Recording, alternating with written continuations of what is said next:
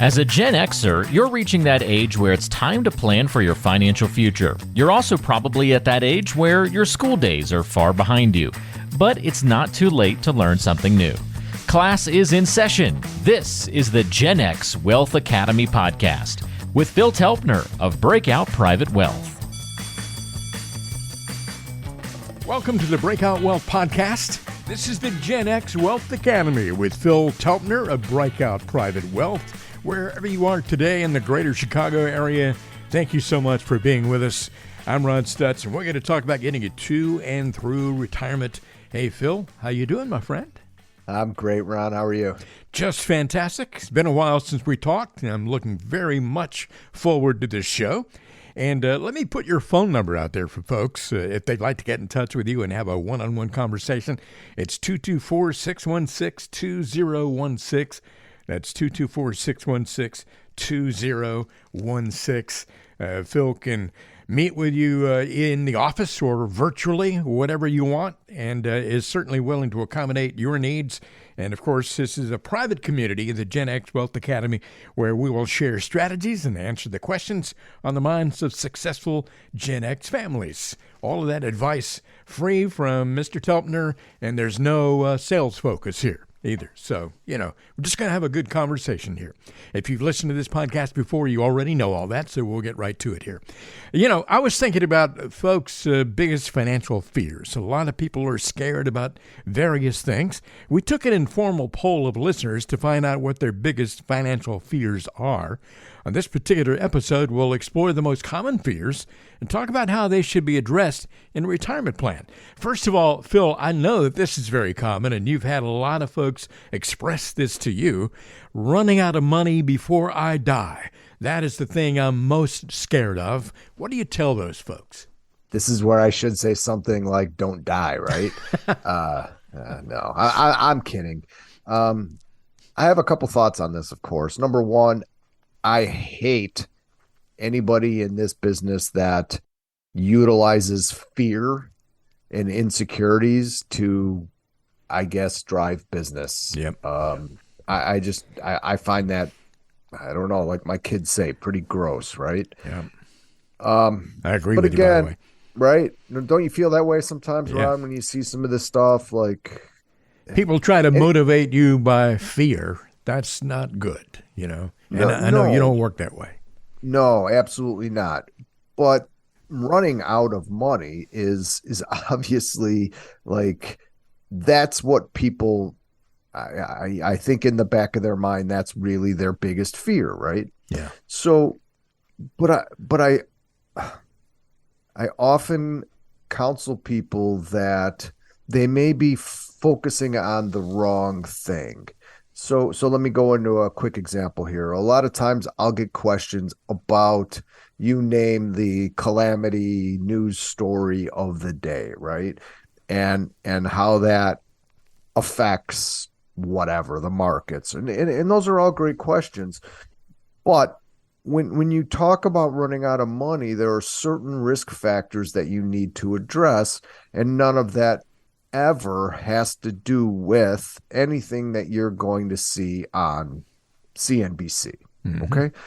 So what are those? There's really, to me, I think running out of money, the risk of running out of your money is really, for most people, based on longevity and, heaven forbid, healthcare, long-term care.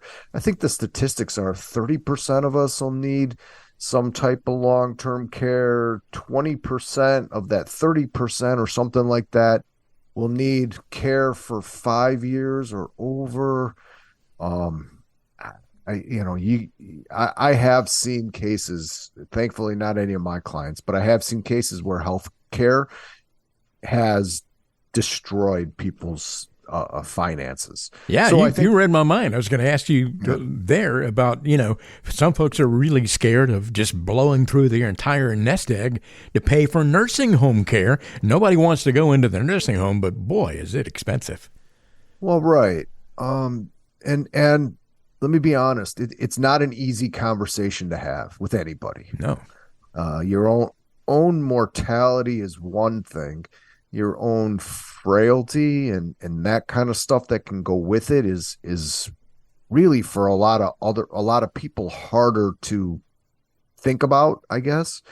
But again, that's where my job comes in, right? That's where a good advisor has thoughtful, ongoing conversations. Does it make sense to insure away that risk, part of that risk? Can you self-insure that risk? Or, can you or will you do neither and take your shot? Well, okay. I mean, that's a strategy too, not something that I think is great, but the idea is to just continually have those thoughtful conversations. I'll tell you, I'm in my mid 50s and it is like at the top of my list now. So anyway, it really is that important and something that you should be discussing often with your advisor. Ron, believe it or not, I got another risk. You ready? Yeah. Oh, yeah. Go ahead. All right. Now you wound me up. Here's the other thing that directly correlates to running out of money, and that's inflation. Yeah. We've seen that here recently. Think of anything like think of a cup of coffee that used to cost $1 that now costs $3 10 years later. It's crazy. Prices double every 10 years or I don't, there's a million statistics out there, but your investments have to grow and compound over and above that rate of inflation for your financial plan to remain viable. Yeah. Therein lies the problem with some of these guaranteed insurance products that just cannot accomplish that. Maybe there's a place for them, maybe not, but they certainly cannot accomplish that long-term growth. Believe it or not, I got something else, Ron. No, go right ahead, buddy. You're on a roll. I am a little bit on a roll here. Oh yeah. Performance. Mm-hmm. So there is something called sequence of return risk. What does that mean? That means that you need the market to perform when you want it to, when you need it to, let's say, right? So don't forget, the market doesn't care about you, me, my family, anybody, right? So expecting market returns to save you, bail you out when you need it is a very poor strategy. And the reason why I bring this up is we've been fortunate to have very strong equity markets in the last 12 years since pretty much 2009, a function of zero interest rates. And obviously that situation has changed, but people's perception, or I should say expectation of returns, I think has not. And I think that can be dangerous because people can be expecting something that most likely is not going to be anywhere near reality for this next market cycle. So just some thoughts. Another thing that folks need to be concerned about, and there are so many people out there today who are paying far more taxes than they need to. And I know that Phil Telpner at Breakout Private Wealth is very concerned about making sure that you don't have to pay more taxes than you absolutely have to pay. We want to pay our fair share, but not one penny more. And Phil, your thoughts on that? You like the Beatles, Ron? Absolutely. They were right. Remember that song, The Taxman, right? Yes, I do. It's one for what me was and the line? one for me and nine or 9 for me and 1 for you, or something like that. If 5% appears too small, be thankful I don't take it all, right? Oh, man, your memory for lyrics is better than mine. That's pretty good. I know. Clean living, Ron. Clean living. Oh, that's what it is. That's something. Taxes. Again, adding on to what we discussed prior. Ron, ready for a quiz? I love a good quiz. Oh, absolutely. Taxes, higher or lower in the future? Oh, higher. No question. There you go. So if that's what we are pretty certain will happen in the future, every tax increase results in lower income for people withdrawing out of, we'll just simplify it, qualified accounts, IRA, 401k, anything like that. Mm-hmm. So that retirement that you've dreamed of and worked so hard to, there's a fairly large part of it that is out of your control if you do not manage your taxes. You're leaving your retirement kind of up to the whims of Congress, which is not a great strategy again. No, it's not. There are like advanced strategies here that we can discuss. I think to keep it on point and for time, if you are working with an advisor that is not discussing tax strategies near or in retirement, you need to probably find another advisor. We don't give tax advice. We don't represent people in front of the IRS, but it is certainly within our obligation, I guess, so to speak, to develop and present tax strategies that can increase your wealth at that time where we just discussed you would be running out of money. So positioning of assets can be, certain types of trusts, can be Roth conversions. It gets fairly complicated and detailed, but just note that you should be having those conversations with your advisor. You're listening to the Gen X Wealth Academy podcast with Phil Teltner. And Phil's number, by the way, if you just joined us, here it is, 224-616-2016. Got a problem you want to talk about? Need some answers to some of your questions? 224-616-2016. And you can have a conversation with Phil that won't cost you anything at all, and you can decide if you'd like to work together. Hey, a lot of people out there are really scared of not having anything left to pass on to their kids. That's a really common thought with some folks. And, to some people, legacy is much more important than it is to other people. But what kinds of discussions do you have with your clients about that particular thing? I've had a wide variety of those conversations. Some, and again, no judgment. Some people, that's extremely important. Some people, it's not important, or it may not be needed. Maybe a legacy would benefit from skipping a generation. Maybe it's not viable. So it all depends. We've started doing a lot more education planning, call it family education planning, or in a lot of cases, grandparent funded educational planning, just because that is a excellent way to pass on a very valuable, maybe the most valuable thing that you can pass on to the next generation is the gift of education. Mm-hmm. And so when we have like-minded clients like that, there's specific strategies that we use. There's gifting. There's things that we can do to really get that moving forward. And with the cost of college, which is something I'm going through right now, I'll have 2 Big Ten schools in the fall. You need to really plan for that. So, was that helpful, Ron? Yeah, that's a very costly situation for sure. And, having 2 kids in college at the same time, which is you're going to have starting in the fall, I mean, that's not easy to deal with. Hey, we talk all the time about maintaining your current lifestyle in retirement, and that is so important to so many people. But some folks out there listening to this podcast today are worried about being forced to reduce the quality or the level of their lifestyle, to have to cut back on their expenses so much that they can't live the life that they've always wanted in retirement. And working together with you and putting together a plan can help you avoid that situation. So therein lies the reason why we specialize in Generation X. So think, predominantly 40s and 50s. Let's just keep it simple. Mm-hmm.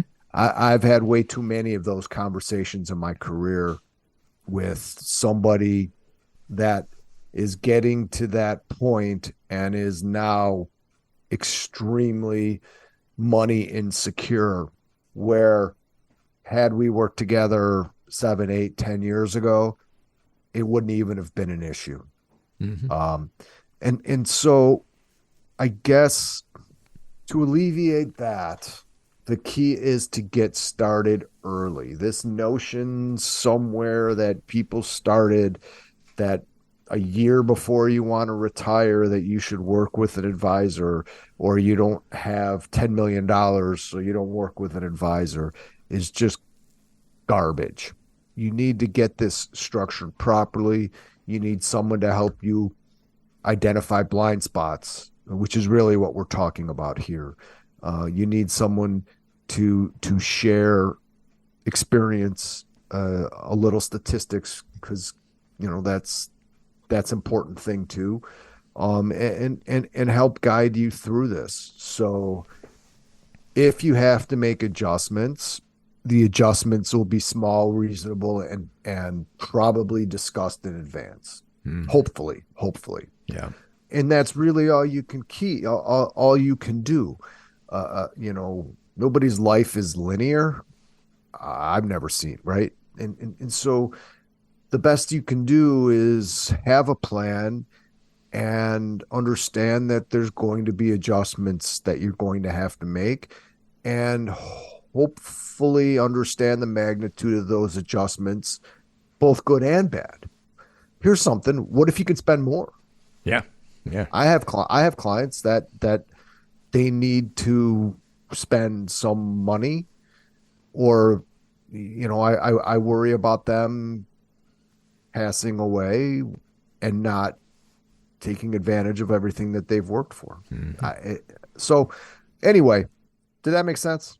Yeah, it really does. And I was just thinking about, so many people are reluctant to spend money after they spent all those years, preparing for retirement. Then they get to retirement, and then they don't want to let go of anything. Well, it's it's really psychologically tough. Yeah. So here's the phenomenon behind that. Psychologically, we could spend our income, and we've been doing that since you're 18 or whatever, or something. Yeah.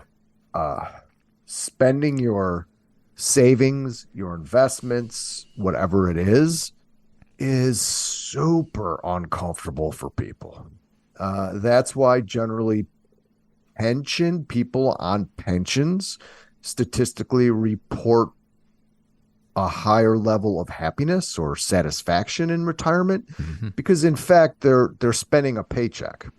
So the transition from working to not is much easier.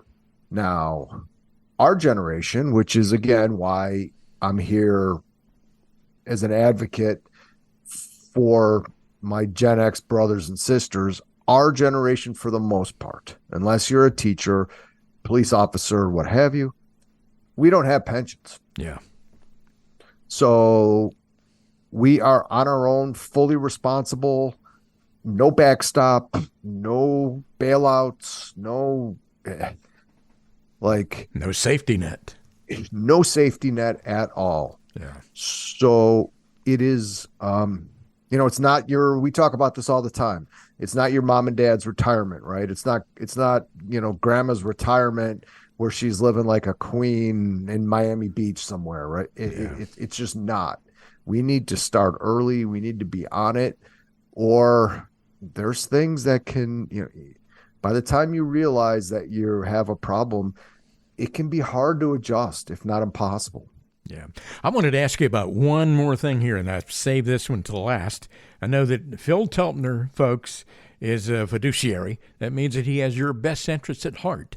There are lots of so-called financial advisors out there who are not, they're not looking at things in your best interest. They're just interested in selling products or getting you into a particular kind of tool.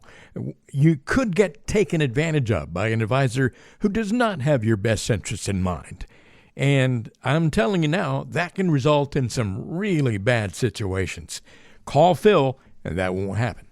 I've seen them. I've seen some very Very not unscrupulous great. folks out there.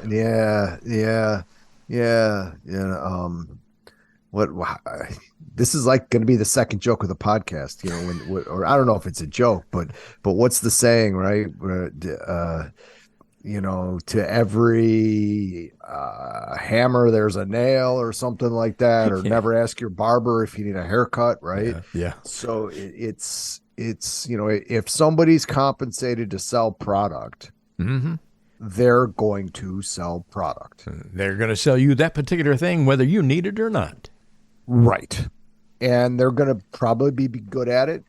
And there's all sorts of incentives like trips and bonuses. And it's, that part of the industry, like the dark ages of the industry, still exists. Yep. Whether you reach out to me or not, you want to make sure that you are dealing with a fiduciary. You don't want somebody that gets compensated for the investments. When I build a portfolio for a client, the funds that I use, they're not paying me to allocate to them, which they do at the big firms that you all know of. Yeah. So you just have to ask questions. You have to be informed. We recently this year feel so strongly about this that we separated out our planning from our investments, meaning we're charging, I was always a little concerned about planning for free or it's included. Well, there's no, how can I say it? What does that even mean? Right. So we've split those out. So we feel so strongly that planning is important that we're charging for it. And I'm not scared to say that or what. So we're charging a monthly fee for our planning services. And then we're charging another fee to manage assets, portfolios, as they're really two separate functions. They're not the same. So, and if I always got the feeling that because we weren't charging for it, in a lot of cases, people wouldn't pay attention. And maybe some advisors don't pay attention either, which really is not great. So that's what we're doing this year. And so far, the reaction's been great. People understand and they're really happy to roll up their sleeves and get into the planning part of it once they see how powerful it is. We've been talking about some of your biggest financial fears and some of the things that you're scared about or concerned about or are very common out there. You got lots of company, don't feel like the Lone Ranger. And if you get in touch with Phil Telpner, you can talk about these things in more detail and talk more about your specific financial situation, your lifestyle, and the kind of lifestyle you want in retirement, all of that kind of thing. This is the Gen X Wealth Academy podcast with Phil Telpner, a breakout private wealth. His office is in Glenview, and wherever you are in the greater Chicago area, he can certainly help you. If you'd like a phone number, here it is, 224-616-2016. Once again, that is 224-616-2016. Call that number, and you can arrange to have a conversation with Phil Telpner. I'm Ron Stutz. Phil, it's been fun, buddy. You're the best, Ron. Thank you. We'll talk to you next time, right here on the Gen X Wealth Academy podcast. Breakout Private Wealth, LLC, is a registered investment advisor located in Glenview, Illinois. Today's content is for informational purposes only and does not constitute tax, investment, or legal advice. Please consult with a qualified professional before taking any action.